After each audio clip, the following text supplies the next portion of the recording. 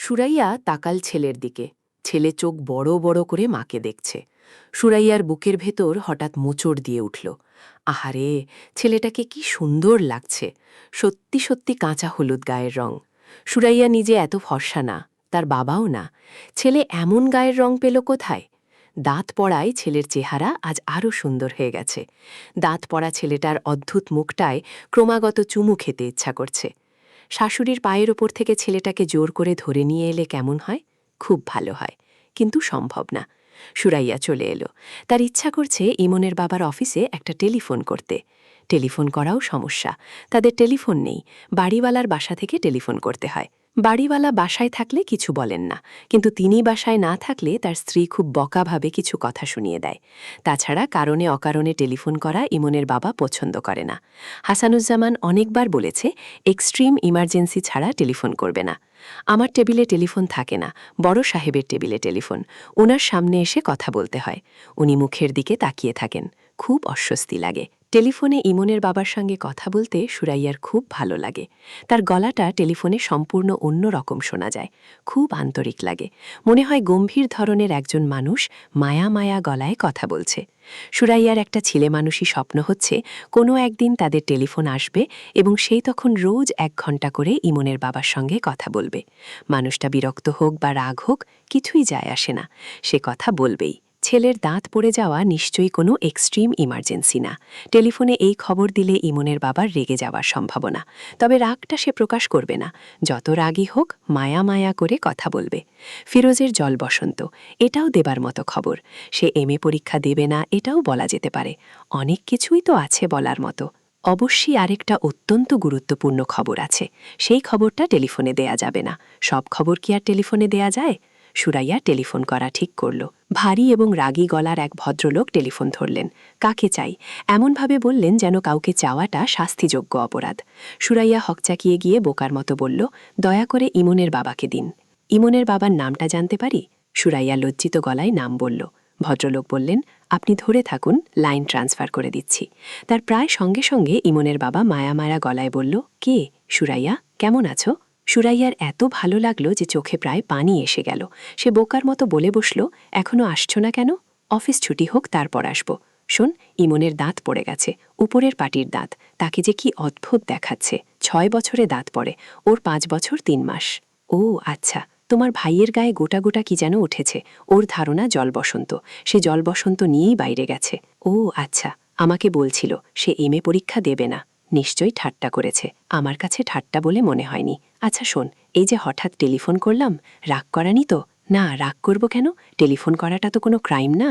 তোমার বড় সাহেব, উনি কি তোমার দিকে তাকিয়ে আছেন? উনি তাকিয়ে থাকবেন কেন? টেলিফোন তো আমার টেবিলে, আমাকে টেলিফোন দিয়েছে। বল কি, কবে দিয়েছে?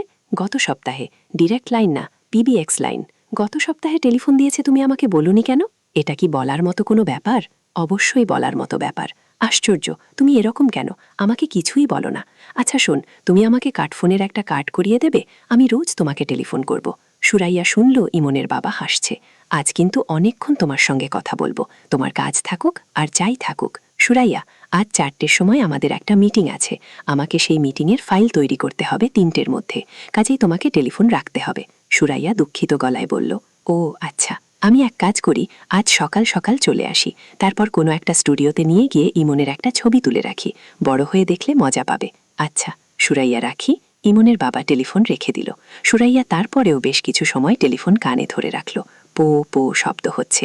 শব্দটা শুনতে এমন খারাপ লাগছে। আর কাউকে কি টেলিফোন করা যায়? ছেলের দাঁত পড়েছে, এই খবরটা নিশ্চয়ই অন্যকে দেবার মতো। বড় ভাইজানকে কি খবরটা দেব? সুরাইয়া মনস্থির করতে পারছে না। তার বড় ভাই জামিলুর রহমান শুকনা ধরনের মানুষ। নিজের ব্যবসা ছাড়া অন্য কিছুই বুঝেন না। তিনি কোনো কিছুতে বিরক্তও হন না বা আনন্দিতও হন না। সুরাইয়া ভাইজানের বাড়িতে টেলিফোন করল। জামিলুর রহমান টেলিফোন ধরলেন এবং গম্ভীর গলায় হ্যালো বলার বদলে বললেন, কে? সুরাইয়া বলল, ভাইজান, আমি সুরাইয়া। কি ব্যাপার? না, কিছু না, এমনি খবর নেয়ার জন্য টেলিফোন করলাম। আপনারা ভালো আছেন? হ্যাঁ। ভাবি ভাবি ভালো আছেন? হ্যাঁ। ইমনের আজ একটা দাঁত পড়েছে। ও আচ্ছা। মিতুর কি দাঁত পড়েছে? মিতুর বয়স তো ইমনের কাছাকাছি। ইমনের 2 মাসের ছোট। মিতুর দাঁত পড়েনি? জানি না তো। আপনার শরীর ভালো আছে ভাইজান? হজমের যে সমস্যা ছিল, সমস্যা মিটেছে? না, আছে। সুরাইয়া, এখন রাখি, আমাকে একটু পুরনো ঢাকায় যেতে হবে। তোরা একদিন চলে আসিস, জামাইকে নিয়ে আসিস, তোর শাশুড়িকেও নিয়ে আসিস। সুরাইয়া কিছু বলার আগেই তিনি টেলিফোন রেখে দিলেন। সুরাইয়া তারপরেও টেলিফোন কানে দিয়ে রাখল। পো পো শব্দ হচ্ছে, মন খারাপ করা শব্দ। তারপরেও আজ কেন জানি শব্দটা শুনতে ভালো লাগছে। মানুষের জীবনে এক একটা দিন এক এক রকম হয়ে আসে। কোনো কোনো দিনে মন খারাপ হবার মতো ব্যাপার ঘটলেও মন খারাপ হয় না, বরং মন ভালো হয়ে যায়। আজই মনে হয় সেরকম একটা দিন। ব্যাপারটা কি? রাত 11টা বাজে, ইমনের বাবা এখনো আসছে না। সুরাইয়া প্রাণপণ চেষ্টা করছে দুশ্চিন্তা না করতে। যেদিন সকাল সকাল বাড়ি ফেরার কথা থাকে সেদিন দেরি হয়, এটা জানা কথা। তার কোনো বন্ধু হয়তো তাকে বাসায় ধরে নিয়ে গেছে, তার ছেলের জন্মদিন বা এই জাতীয় কিছু। রাতে না খাইয়ে ছাড়বে না। খাওয়া দাওয়া শেষ করে গল্প করতে করতে দেরি হচ্ছে। সুরাইয়া বারান্দায় হাঁটাহাঁটি করছে। একবার ফিরোজের ঘরে উকি দিও। ফিরোজও ফিরেনি। তাকে নিয়ে দুশ্চিন্তা করার কিছু নেই। সে প্রায়ই রাত বিরেতে বাড়ি ফেরে। একবার ফিরেছিল রাত 3টে। কিন্তু ইমনের বাবা তো কখনো এত দেরি করে না। সত্যিকারের কোনো বিপদ হয়নি তো? বড় শহরের বিপদগুলিও হয় বড় বড়, কোনো কারণ ছাড়াই হঠাৎ গন্ডগোল লেগে যায়। গাড়ির কাঁচ ভাঙা হতে থাকে, ককটেল ফুটতে থাকে। একসময় পুলিশের গাড়ি আসে। বেশিরভাগ সময়ই পুলিশরা গাড়ি থেকে নামে না। যদি নামে তাহলে নিরীহ মানুষ যারা সাথেও নেই পাছেও নেই তাদের দিকে হুঙ্কার দিয়ে ছুটে যায়, লাঠি পেটা করে, মাথা ফাটিয়ে দেয়। যেদিন কোথাও কোনো গন্ডগোল থাকে না সেদিন ফুটপাতে ট্রাক উঠে পড়ে। এই অদ্ভুত শহরে নিশ্চিন্ত হয়ে ফুটপাত দিয়েও হাঁটার উপায় নেই। আজকে শহরে কোনো গন্ডগোল হচ্ছে? পত্রিকায় তো কিছু লেখেনি। পত্রিকাটা অবশ্যই সুরাইয়ার ভালো মতো পড়া হয়নি। এখন বারান্দায় বসে পত্রিকাটা পড়া যায়, এতে সময়টা কাটবে। সুরাইয়ার কেন জানি মনে হচ্ছে রাত 12টা বাজার সঙ্গে সঙ্গেই ইমনের বাবা আসবে। তার আবার যা মনে হয় তাই হয়। সুরাইয়া পত্রিকা নিয়ে বসল। রাত 12টা 5 পর্যন্ত সে পত্রিকা পড়ল। কেউ এলো না। সুরাইয়ার বমি বমি লাগছে। এই বমি উদ্বেগজনিত বমি না, এর কারণ ভিন্ন। তার শরীরে আরও একজন মানুষ বাস করছে। সে তার অস্তিত্ব জানান দিচ্ছে। মানুষটার কথা হাসানকে এখনো বলা হয়নি। আজ বলে ফেললে কেমন হয়? শুধু তার শাশুড়ি জানেন। ছেলের বাড়িতে পা দেওয়ার কিছুক্ষণের মধ্যেই তিনি নিচু গলায় বললেন, ও বউ, তোমার কয় মাস? সুরাইয়া হতভম্ব। তার মাত্র 3 মাস চলছে। কারো কিছু বোঝার কথাই না। তিনি কি করে বুঝলেন? পুরানো দিনের মানুষদের চোখ এত তীক্ষ্ণ। আকলিমা বেগম ঘুমিয়ে পড়েছেন। তিনি জেগে থাকলে সুরাইয়া তার উদ্বেগের খানিকটা তার সঙ্গে ভাগাভাগি করতে পারত। তাকে কি ডেকে তুলব? না, আরও আধা ঘন্টা যাক। তাকে না জাগানোই ভালো। তিনি জেগে গেলে ঝামেলা করবেন, কান্নাকাটিও শুরু করতে পারেন। এই বয়সের মানুষদের মাথা ঠিক থাকে না। আকলিমা বেগমের মাথায় একটু মনে হয় বেশি রকমের বেঠিক। তিনি রাতে ভাত খেয়েই ঘুমিয়ে পড়েন। রাত 1টা 1:30টার দিকে জেগে ওঠেন। শুরু হয় একা একা কথা বলা, বারান্দায় হাঁটা।